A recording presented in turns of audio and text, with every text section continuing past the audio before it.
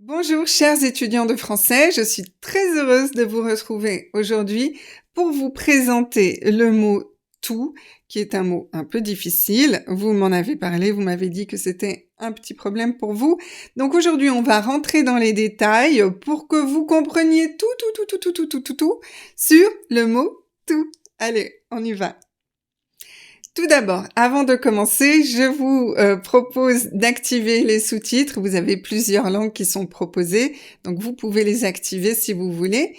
Et puis, je vais vous présenter le plan. Donc, on va commencer par l'adjectif indéfini tout, ensuite le pronom indéfini tout, ensuite l'adverbe tout, et très rapidement, on fera le nom tout, parce que c'est pas vraiment le sujet, c'est plutôt simple, ce n'est pas le sujet d'aujourd'hui.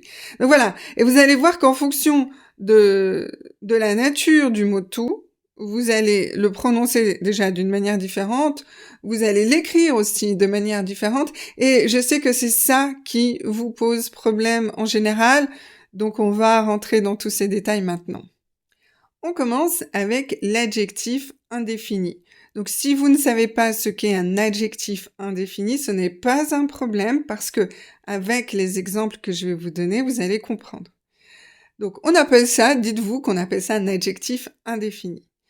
Donc on peut le trouver devant un article ou bien directement devant le nom sans article. Devant un article, tout le monde est utile. Donc là, on a tout. Ensuite, on a l'article le. Et ensuite, on a le nom monde. Tout le monde. Alors, c'est aussi une expression que vous connaissez, tout le monde. Voilà. On peut dire aussi tout le monde. Pas tout le monde, mais tout le monde.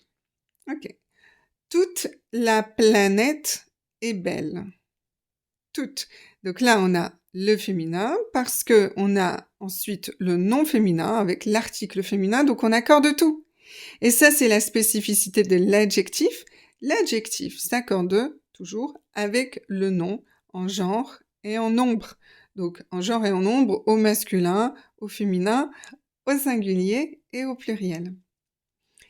Tous les hommes sont égaux, donc tout masculin pluriel. On ne prononce pas le S quand c'est un adjectif.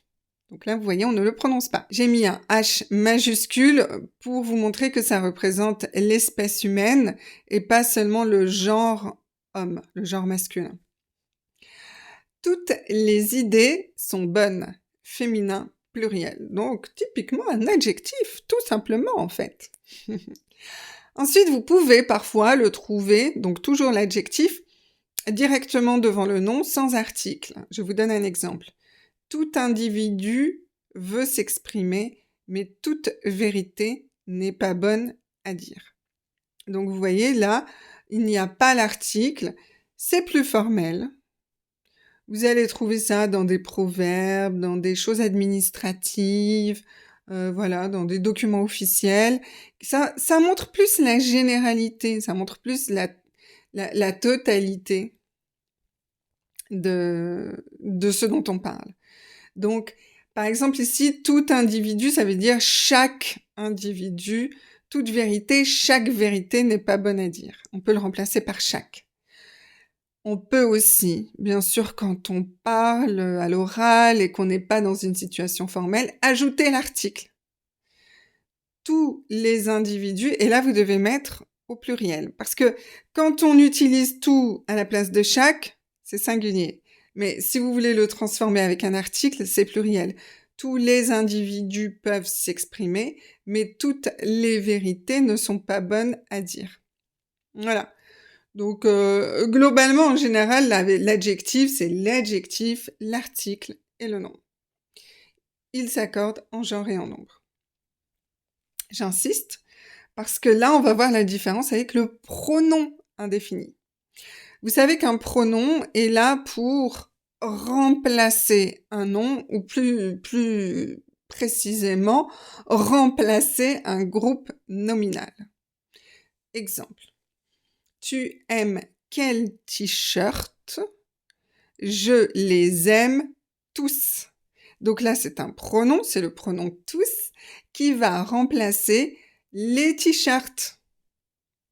Voilà. Ça va remplacer tous les t-shirts. Donc, c'est un pronom, donc il est seul. Tous. Il n'y a pas de nom après, puisque le nom est inclus dans le pronom. Le pronom, ça veut dire pour le nom. Et ça permet d'éviter une répétition. Comme on a déjà parlé des t-shirts, on ne veut pas répéter, on sait de quoi on parle, donc on utilise un pronom au lieu d'utiliser, comme précédemment, l'adjectif, l'article et le nom. En quoi c'est important pour vous aussi ça? C'est que dans ce cas-là, quand c'est un pronom, eh bien, on prononce le S. Vous avez entendu? Je les aime tous. J'aime tous les t-shirts. Je les aime tous. Donc ça, c'est très important pour vous, donc mémorisez-le. C'est important pour les personnes qui ne sont pas natives. Bien sûr, pour les natifs, c'est naturel. On le fait sans réfléchir. Ensuite, tu aimes quelles chaussures? Je les aime toutes. Alors là, c'est pour vous montrer le féminin. Oui, c'est ça. Et puis, on peut aussi le mettre au singulier. On peut dire tout va bien. Tout va bien. Dans ce cas-là, eh bien, c'est un pronom. Maintenant, on va voir les situations où tout est un adverbe. Concentrez-vous, il y a des règles à mémoriser. Donc d'abord, l'adverbe tout peut être positionné devant un autre adverbe ou devant un adjectif. Quand il est devant un adverbe, il est synonyme de vraiment. Par exemple, il parle tout doucement, il parle vraiment doucement. On peut dire aussi elle parle tout doucement. Donc vous voyez ici, tout est masculin singulier et ne change pas, il ne s'accorde pas. Un adverbe ne s'accorde pas, contrairement à un adjectif. Au pluriel, il parle tout doucement, elle parle tout doucement. Ça ne change pas, c'est toujours tout, T-O-U-T. Alors vous allez dire, oh bah c'est super, c'est facile. Attention, attendez, vous allez voir la suite. Parfois, l'adverbe tout se trouve devant un adjectif. Observons. Il est tout ému. Là, j'écris T-O-U-T et je fais la liaison. Tout ému, parce qu'on a une voyelle. Tout content, il n'y a pas de liaison parce qu'il y a une consonne. Il est tout ému, il est tout content. On écrit toujours T-O-U-T. Donc ça va. Et alors, au féminin, elle est tout émue. T-O-U-T. Donc là, vous dites, bah oui, bon, bah normal, c'est un adverbe, il ne change pas, voilà. Oui, c'est vrai. Et au pluriel, elles sont tout émues, on ne change pas non plus. Donc la règle générale, c'est que l'adverbe ne s'accorde pas avec l'adjectif qui le suit. Mais là, je vous ai donné un exemple avec une voyelle, un adjectif avec une voyelle. Mais quand tout est suivi par un adjectif qui commence par une consonne ou qui commence par un H aspiré, là c'est différent. Exemple. Il est tout content, T-O-U-T. Elle est toute contente. Là, on va rajouter le E. Il est tout honteux, H aspiré. Donc, si vous ne connaissez pas la différence entre le H aspiré et le H muet, regardez ma leçon sur ce sujet. Il est tout honteux, elle est toute honteuse. Donc, quand on a un H aspiré, on doit aussi accorder au féminin. Donc, on doit mettre un E au féminin.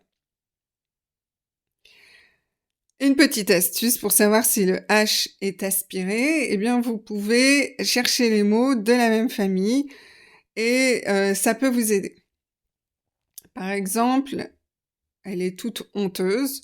Vous connaissez le nom honte. On dit la honte. On ne dit pas l'honte. Donc, comme on dit la honte, on ne met pas d'apostrophe. Ça veut dire que c'est un H fort.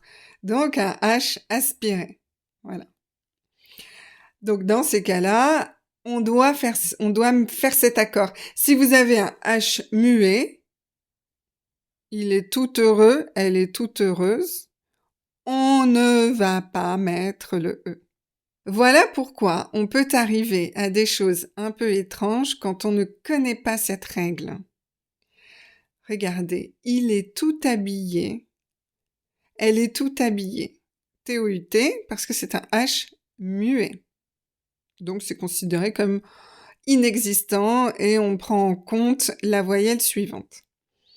Mais on dit il est tout nu, elle est toute nue, parce qu'on a une consonne après, et quand on a une consonne après, on doit accorder au féminin. Ça, c'est vraiment la chose qui étonne beaucoup, à la fois les natifs et à la fois les étrangers. Maintenant, vous allez me dire, mais pour cette règle, Elsa, tu nous as parlé du singulier, mais au pluriel, on fait quoi? Est-ce qu'on accorde le féminin? Est-ce qu'on n'accorde pas? Comment ça se passe? Je vais vous donner des exemples. En fait, la règle ne change pas pour le pluriel. On va toujours accorder au féminin dans le cas de la consonne et du H aspiré. Il est tout nu, elle est toute nue. Ils sont tout nus, elles sont toutes nues. Donc vous voyez que là, c'est extrêmement étrange. On va avoir TOUT pour le masculin singulier et le masculin pluriel, parce qu'on n'accorde pas au masculin. Mais pour le féminin, on va avoir TOUTE et TOUTES et on va accorder. Donc ça, c'est vraiment quelque chose qui, voilà, quand on ne connaît pas la règle, qui peut vraiment choquer. Maintenant, quand on la connaît, bon, bah, on comprend pourquoi, on pardonne. Je voudrais aussi vous faire une autre remarque, ça c'est vraiment pour les étudiants avancés ou pour les natifs. Vous allez me dire, oui, mais Elsa, parfois j'entends, ils sont tous nus. Donc tu vois bien qu'on met un S. Oui, mais attention, quand vous avez ils sont tous nus, tous n'est pas l'adverbe, tous est le pronom. Ça veut dire chacun d'entre eux. Ils sont tous nus. Et ça, c'est la catégorie 2 qu'on a étudiée aujourd'hui, dans laquelle on va prononcer le S. Ils sont tous nus. Mais avec l'adverbe, c'est différent. C'est ils sont. Ils sont comment? Ils sont tout nus. Ils sont complètement nus. C'est différent. Ils sont complètement nus et chacun d'entre eux est nu. L'adverbe et le pronom.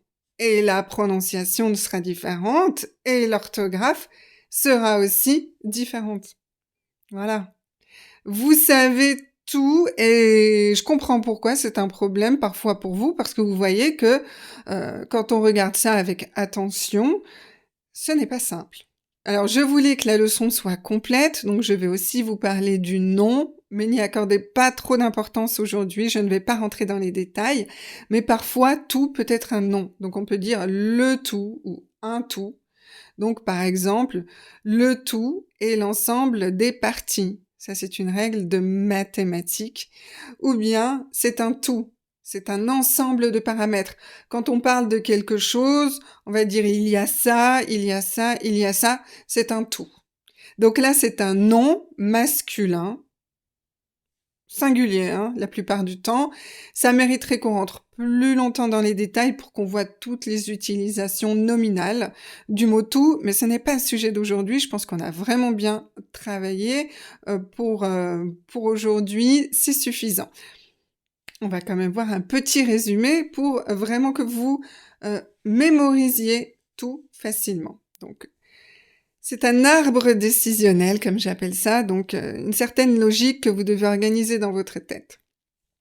Si vous avez un article ou un nom après le mot tout, c'est un adjectif. Donc vous accordez avec le nom et vous ne prononcez pas le S de tout. S'il est seul dans son groupe, c'est un pronom. Donc vous accordez et vous prononcez le S de tous. S'il est suivi d'un adverbe, c'est un adverbe. Il est invariable. T-O-U-T, toujours. S'il est suivi d'un adjectif, c'est aussi un adverbe, mais il est invariable, sauf si le féminin est suivi d'une consonne ou d'un H aspirer. Voilà, c'est tout pour cette leçon. Si vous voulez pratiquer encore plus votre français dans mon école de français, vous pouvez, vous inscrire à Planète Français. Vous aurez des cours selon votre niveau, des cours de grammaire, des cours de vocabulaire. Vous aurez accès à tous les niveaux. Vous sélectionnez le niveau que vous voulez travailler. Vous pouvez le travailler à l'écrit grâce à des exercices, grâce à des vidéos qui vous expliquent chaque détail de la leçon. Et puis, vous pouvez pratiquer à l'oral avec des professeurs dans des cours de conversation. Les professeurs vous corrigeront pendant ces cours à l'oral. Vous avez toutes les informations sur mon site web planetefrançais.com, donc je vous invite à aller le visiter. Et moi, je vous retrouve pour une prochaine leçon de français très très bientôt. Ciao, ciao!